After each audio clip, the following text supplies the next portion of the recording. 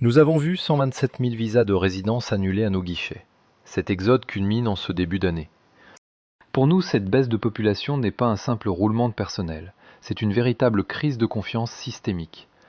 La promesse de Dubaï, ce havre fiscal ultra sécurisé, où nous espérions installer durablement nos familles de classe moyenne, s'effondre sous nos yeux face à l'explosion du coût de la vie, aux tensions régionales et à un cadre légal de plus en plus strict. La fin d'un mythe doré ou le début d'une réalité brutale. Laissez-moi vous montrer l'envers du décor de notre soi-disant paradis. Regardons les chiffres réels dans les quartiers où nous travaillons, comme Dubaï Marina le centre-ville et Palm Jumeirah. Nos loyers moyens y ont bondi de 35 à 40% sur un an. Laissez-moi vous donner un exemple concret de cette perte de pouvoir d'achat. Un appartement de 2 chambres à Dubaï Marina que nous louions 80 000 dirhams par an en 2021, soit environ 21 700 $, s'envole aujourd'hui entre 130 000 et 150 000 dirhams par an, environ 35 400 à 40 800 $. Pour nos salariés, cela revient à payer le prix d'une Ford Mustang neuve chaque année, juste pour avoir un toit. Ce qui piège mes collègues et nos clients, c'est l'écart phénoménal entre nouveau beau et renouvellement. La différence de tarif entre les deux atteint facilement 20 à 30% aujourd'hui. Cela bloque toute mobilité pour nos résidents. Si nous cherchons à déménager pour trouver moins cher, nous sommes contraints d'accepter les prix du marché libre, poussés à des sommets inconcevables. Avant le décret numéro 43 de 2013, protégeait encore un peu nos locataires. Ce texte fixait des limites strictes de hausse entre 0 et 20% maximum lors des renouvellements selon l'écart avec la moyenne locale. C'était en théorie notre seul bouclier contre la cupidité des bailleurs. Mais pour nous, en 2025, la donne a subtilement changé. Tout a basculé quand le département foncier de Dubaï, de concert avec le régulateur, a lancé son nouvel indice locatif intelligent pour remplacer l'ancienne méthode. Fini les calculs par grand secteur, le système analyse désormais nos immeubles au cas par cas, selon la qualité des parkings, de l'entretien et des finitions. Présentée comme un gage de transparence pour protéger nos clients, cette technologie est devenue un véritable piège financier. En actualisant les transactions en temps réel, elle donne aux bailleurs un outil légal pour nous imposer les hausses maximales, allant de 15 à 20% dès que les prix du voisinage frémissent à peine. Pire encore, les propriétaires de nos logements peuvent exiger une réévaluation judiciaire s'ils estiment que notre loyer est sous le marché. Une faille énorme qui détruit nos dernières protections et nous place, nous les locataires de longue date, en position de faiblesse totale. Pourtant, dans nos bureaux, nous savons tous que la classe moyenne est le véritable pilier de la stabilité économique de Dubaï. On y trouve nos architectes comptables, responsables des ressources humaines ou ingénieurs en informatique, qui touchent entre 10 000 et 30 000 dirhams par mois, soit environ 2 700 à 8 100 $. Un très bon salaire, presque idéal partout ailleurs dans le monde. Mais notre budget explose. Le logement engloutit désormais 40 à 50% de nos revenus, bien au-delà du seuil de sécurité recommandé de 30%. Quand la moitié de notre paye part dans le loyer, épargner, consommer ou assurer notre avenir devient un luxe inaccessible. C'est pour cela que nous commençons à fuir. Au début, mes collègues ont tenté de s'installer en banlieue lointaine, à International City ou Remram, à 30 ou 50 km du centre. Certains d'entre nous font l'aller-retour quotidien depuis Sharjah. Mais ce plan de secours n'a pas fonctionné. Notre arrivée massive a fait flamber les loyers là-bas aussi. Coincés des heures sur l'autoroute, notre qualité de vie s'est totalement dégradée. Sans alternative abordable, nous n'avons plus choix. Il faut limiter la casse, annuler nos visas et rentrer, ou chercher un marché plus stable. C'est une évidence pour tous les parents qui travaillent ici. L'éducation est notre priorité absolue, mais elle exige de la stabilité. Ici, nous subissons des règles totalement chaotiques. Après avoir gelé des frais pour nous retenir pendant la crise, l'autorité de l'éducation a rouvert les vannes pour les écoles. Cet organisme de contrôle permet désormais à nos établissements d'ajuster leurs tarifs selon des critères de qualité flous. Le résultat de cet ajustement a été un véritable choc pour nos comptes en banque de salariés expatriés. Dans nos meilleures écoles internationales, les hausses cumulées atteignent 15 à 25% depuis 2022. Les géants du secteur, comme James Wellington ou la British School, en ont profité pour appliquer les hausses maximales autorisées. Pour nos foyers de collaborateurs avec 2 enfants scolarisés, ces frais fixes sont devenus un véritable cauchemar financier. Nous devons payer en moyenne entre 60 000 et plus de 100 000 dirhams par an et par enfant, soit 16 300 à plus de 27 200 $ par an pour un seul élève. Et n'oubliez pas que cette somme colossale exclut les frais obligatoires de transport d'uniformes d'activité et de cautions exorbitantes. Élever 2 enfants dans ces écoles du désert nous revient finalement aussi cher qu'un cursus universitaire prestigieux aux États-Unis, mais sans la moindre certitude pour leur avenir. Quand nos frais de scolarité s'ajoutent à l'explosion de nos loyers, le piège financier se referme brutalement sur nous. Au bureau, on voit les auditeurs scolaires s'affoler devant un exode inédit depuis la crise de 2008. Dans les grandes écoles privées de nos enfants, les inscriptions se sont effondrées de 23%. Ce n'est plus une simple baisse sur nos écrans, c'est un véritable exode. Mes collègues doivent prendre des décisions déchirantes en plein milieu de l'année scolaire. Ils abandonnent des cautions de plusieurs milliers de dollars pour retirer leurs enfants sur le champ, incapables d'assumer la prochaine hausse scolaire, alors que nos loyers vident déjà nos comptes. Pour faire face à ce double piège financier, beaucoup de nos familles d'expatriés se retrouvent poussées à un choix extrême et douloureux. Les femmes et les enfants rentrent au pays pour retrouver l'école publique gratuite ou des tarifs plus réalistes. Pendant ce temps, le père de famille reste seul à Dubaï pour bosser. On abandonne nos villas ou nos grands appartements pour des studios exigus, acceptant une vie de solitude, avec un seul but, trimer et envoyer de l'argent au pays.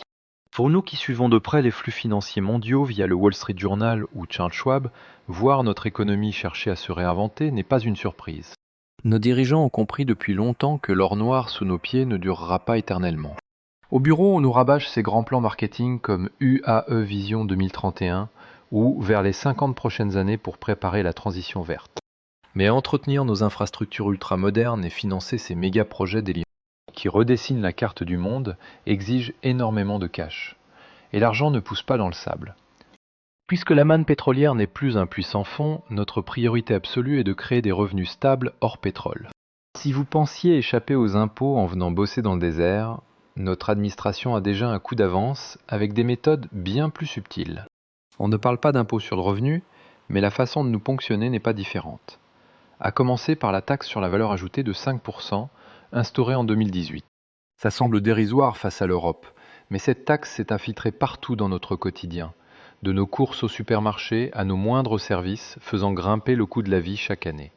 De plus, depuis mi-2023, nos entreprises subissent officiellement un impôt sur les sociétés de 9%, sur les bénéfices dépassant 375 000 dirhams, soit environ 100 000 dollars. Ce virage à 180 degrés prive nos startups d'un avantage compétitif majeur. Et logiquement, ces coûts finissent par retomber sur les clients ou sont directement coupés de nos avantages sociaux. Le plus ironique pour nous, c'est ce réseau étouffant de frais administratifs. Nos frais d'enregistrement DLD grimpent à 4%. Et notre taxe d'habitation de 5% est habilement intégrée à nos factures de l'autorité de l'électricité et de l'eau. Et ça ne s'arrête pas là. Chaque fois qu'on fait une démarche comme renouveler notre carte d'identité Emirates, prolonger une licence commerciale ou payer une amende, notre facture inclut d'étranges taxes pour la connaissance et l'innovation. On a l'impression que dans notre ville, le progrès et l'innovation sont financés en vidant directement nos portefeuilles déjà bien minces. Vous le savez bien, on ne peut pas serrer la main de tout le monde en espérant éviter la tempête. Malgré nos efforts pour préserver l'image d'un hub commercial neutre, les alliances stratégiques de notre pays et ses liens complexes avec l'Occident font désormais de nous une cible indirecte pour les forces hostiles de la région. L'époque de la neutralité absolue dont nous étions si fiers au bureau semble bel et bien révolue. Les alertes d'attaques de drones et de missiles ciblant nos moteurs économiques du port stratégique de Djebel Ali jusqu'à nos grands aéroports ont déchiré le rideau de velours de notre calme artificiel. C'est vrai que les systèmes de défense américains Patriot déployés chez nous fonctionnent bien avec un taux d'interception très élevé. Mais la pluie de débris et les explosions dans notre ciel nocturne, juste au-dessus de nos quartiers branchés, ébranlent notre sentiment de sécurité. Par conséquent, les grands assureurs de Londres et New York ont immédiatement fait grimper nos primes de risque de guerre, passant de 0,05% au taux exorbitant de 0,5 à 1% de la valeur du fret pour nos liaisons vers le Golfe. Quand nos passages clés comme le détroit d'Ormuz par où transite 20% du pétrole mondial et la mer Rouge sont sous haute tension. C'est le poumon économique de notre ville qui se retrouve asphyxié jour après jour. Chez nous, on sait bien que les capitaux refuges fuient au moindre signal d'instabilité. Une grande partie de l'argent injecté dans notre immobilier de luxe ou nos fonds spéculatifs cherchait simplement à fuir les sanctions et la crise en Europe. Ces investisseurs n'ont pas choisi nos bureaux par amour du désert, mais parce qu'ils croyaient en notre promesse de sécurité. Mais ce mythe s'effondre. On voit bien que nos villas à plusieurs millions de dollars sur Palm Jumeirah sont à portée de tir des milices hostiles. Quand nos gestionnaires de fonds et nos clients fortunés réalisent que leurs actifs peuvent partir en fumée, le doute s'installe partout. Cette panique se ressent au bureau, alors que les ambassades multiplient les alertes de sécurité urgentes pour leurs citoyens, les incitant à rester sur leur garde. Une ambiance très lourde pèse désormais sur nos golfs et nos restaurants 5 étoiles d'ordinaire dédiés aux affaires. Quand la sécurité est menacée, nos dirigeants et partenaires commerciaux ne perdent pas de temps pour réagir. Dans notre secteur aérien, on enregistre un bond de 35% des départs de jets privés depuis l'aéroport Al Maktoum et Dubaï International, dès la moindre alerte de sécurité. Nous voyons les milliardaires et nos hauts dirigeants évacuer d'urgence leurs familles loin des zones de conflit. En plus des vols, nous préparons en coulisses des plans d'évacuation terrestre par notre frontière de manne de 2550 miles si notre espace aérien se ferme. Cette fuite que nous observons bouleverse complètement nos flux de capitaux. Plusieurs de nos familles office activent déjà des stratégies de repli, déplaçant nos actifs vers des pays isolés et mieux protégés militairement. Les hubs historiques comme la Suisse, Singapour ou même un rapatriement de nos fonds vers des fonds immobiliers plus sûrs aux États-Unis figurent désormais parmi nos priorités absolues. Imaginez faire vos bagages, votre billet classe Affaires Delta en main pour rentrer chez vous et finir bloqué par la sécurité au contrôle des passeports de notre aéroport de Dubaï. C'est ainsi que fonctionne notre système d'interdiction de voyager aux Émirats, une procédure entièrement automatisée. Nos banques, nos bailleurs ou même nos anciens employeurs n'ont qu'à cliquer en ligne pour qu'un tribunal bloque notre droit de voyager. On peut nous interdire de voler pour une simple carte de crédit impayée ou un chèque en bois. Une règle toujours appliquée avec rigueur par notre droit civil. Un bête conflit de loyer avec notre propriétaire ou une simple erreur administrative de notre employeur lors de l'annulation de notre visa suffit à déclencher une interdiction de sortie. Certains de nos patrons exploitent même le système en nous accusant de fuite, une tactique redoutable pour geler instantanément tous nos droits légaux. Pour ceux d'entre nous qui se rappellent la crise financière, les scènes de 2009 ici à Dubaï restent terrifiantes. À l'époque, nous voyions des milliers de Mercedes et BMW abandonnés dans nos parkings d'aéroports, les clés et les cartes de crédit sur le tableau de bord. Cet exode massif a eu lieu quand nos collègues expatriés ont compris que perdre leur emploi signifiait la prison immédiate pour dette impayée. Notre réalité en 2026 réveille cette même peur avec un double risque encore plus complexe pour nous. Si l'économie ralentit ou que nos entreprises licencient, nous perdons soudain nos revenus tout en devant assumer nos lourdes charges financières. Avec nos lois actuelles, au moindre litige, nous n'avons plus le droit de quitter le territoire pour chercher du travail ailleurs. De plus, impossible pour nous de décrocher un nouveau visa de travail aux Émirats sous le coup d'une interdiction. Nous voilà condamnés à une véritable impasse. Bloqués sans pouvoir travailler pour rembourser nos dettes et interdits de partir pour nous libérer, nous devenons de fait des prisonniers involontaires sur cette terre d'expatriation. On peut dire que notre fierté dubaïote subit une douche froide face à la vision saoudienne 2030 de notre géant voisin. La capitale Riyad, forte de ressources financières quasi illimitées, montre une détermination totale à nous détrôner comme centre économique et financier de la région. Pendant que Dubaï nous taxe discrètement avec de nouveaux frais, Riyad déroule littéralement le tapis rouge sous nos pieds. Pour attirer nos meilleurs talents internationaux déjà épuisés par le coût de la vie étouffant ici à Dubaï. Le gouvernement saoudien propose à nos multinationales des plans d'incitation massifs qu'elles ne peuvent tout simplement pas refuser. Cela inclut pour nous des logements de fonction luxueux, l'école internationale gratuite pour nos enfants et des salaires nets bien plus élevés. La création de zones économiques spéciales avec des lois distinctes et un mode de vie occidental plus libre lève progressivement nos dernières réticences professionnelles. Si nous pensions que nos entreprises resteraient fidèles à Dubaï pour ses plages artificielles, il faut regarder notre réalité administrative en face. Le pouvoir saoudien a lancé un ultimatum féroce à nos directions avec son programme de sièges régionaux. Selon cette directive, nos employeurs internationaux doivent obligatoirement baser leur siège à Riyad s'ils veulent continuer à postuler aux contrats publics milliardaires saoudiens. Devant ces nouvelles exigences très concrètes, nos géants du conseil comme McKinsey & Company et Boston Consulting Group, tout comme nos partenaires des Big Four, n'ont pas eu d'autre choix. Dans nos bureaux, nous voyons près de 40% de nos cadres associés et analystes clés être mutés de Dubaï vers Riyad. La conséquence inévitable pour notre économie à Dubaï est la perte des dépenses de cette élite en plus d'une fuite massive de nos recettes fiscales d'entreprise. Quand nos centres décisionnels déménagent et que notre sentiment de sécurité est ébranlé par des explosions de drones ou des pièges juridiques flous, nous préférons revenir à des valeurs plus stables. C'est pourquoi nos capitaux se réorientent massivement vers les grands centres traditionnels, en particulier Singapour. Pour nous, l'atout majeur de Singapour n'est pas ses gratte-ciel dorés, mais la transparence totale de son cadre juridique. Son droit, inspiré de la common law britannique, nous apporte une excellente prévisibilité garantissant la protection de nos propriétés privées et de nos libertés individuelles sans crainte de décrets administratifs soudains. On nous a vendu le visa de 10 ans comme la garantie ultime de stabilité et d'avenir pour notre clientèle fortunée. Pourtant, si on compare cela à la solidité de la carte verte américaine que nous connaissons bien, la différence saute aux yeux. Notre Golden Visa n'a jamais été une vraie passerelle vers la citoyenneté.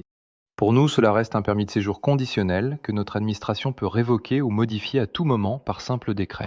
Loin de la propagande marketing d'un parcours numérique en 30 minutes, notre réalité de terrain révèle de graves lacunes. La mauvaise synchronisation entre notre autorité d'identité, l'ICP, et le cadastre, le DLD, crée pour nous un labyrinthe de pièges administratifs. Nos investisseurs occidentaux subissent des retards allant jusqu'à 15 mois à cause de nos goulots d'étranglement et des contrôles de sécurité. Les vérifications toujours plus strictes de nos données personnelles, passeports et déclarations fiscales, nous plongent, nous les salariés, dans un vide juridique frustrant. Pour nous, l'incohérence est totale entre changement de règles permanents et exigences financières mouvantes. Nous voyons l'administration modifier brusquement les règles des seuils d'apport pour nos prêts aux méthodes d'évaluation sur plan. Un gouffre pour nous qui croyons à la stabilité. Savoir que nos conditions de visa peuvent changer du jour au lendemain est un risque professionnel inacceptable. Les nouvelles règles augmentent nos revenus minimums requis et durcissent nos contrats de travail standardisés imposés par le ministère. Quand nous voulons parrainer notre conjoint, nos enfants ou nos parents, nous devons surmonter une montagne de procédures, d'attestations coûteuses. Renouveler notre visa doré ou ceux de nos proches n'est plus une formalité automatique. On réévalue toutes nos conditions d'éligibilité, exigeant nos relevés bancaires pour vérifier nos revenus et contrôlant nos licences professionnelles, surtout en finance ou en ingénierie. Même renouveler notre carte d'identité locale est désormais lié à d'autres obligations civiles. Nos dossiers peuvent être bloqués pour de simples amendes routières impayées ou de nouveaux frais administratifs non réglés. Quand ce paradis ne peut plus garantir un avenir stable à nos familles, notre confiance s'évapore aussi vite que l'eau dans le désert. Cette perte de confiance pousse nombre de nos collègues dirigeants vers un exode silencieux. Autour de moi, beaucoup de gérants de fonds et financiers réalisent que ce pays n'est pas un vrai foyer, mais juste une escale fiscale temporaire. Les conséquences de nos départs massifs ne se limiteront pas à des bureaux vides ou des cartes de séjour abandonnées. Un effet domino inquiétant menace l'immobilier alors que nous, les expatriés, détenons historiquement jusqu'à 70% des propriétés. Avec notre confiance brisée, le risque d'une vente massive et d'une crise prolongée devient une réalité que nos analystes anticipent sérieusement. Cette fuite de nos cerveaux menace l'Expo universelle de 2030 car beaucoup de nos meilleurs talents s'en vont. Quel est votre avis ? À notre place, risqueriez-vous votre liberté personnelle et les biens de votre famille, là où les règles changent d'un jour à l'autre par décret ? Ou choisiriez-vous la sécurité de marchés traditionnels aux lois transparentes ? Donnez-nous votre avis dans les commentaires. N'oubliez pas d'aimer et partager cette vidéo et abonnez-vous à la chaîne pour ne manquer aucune analyse approfondie.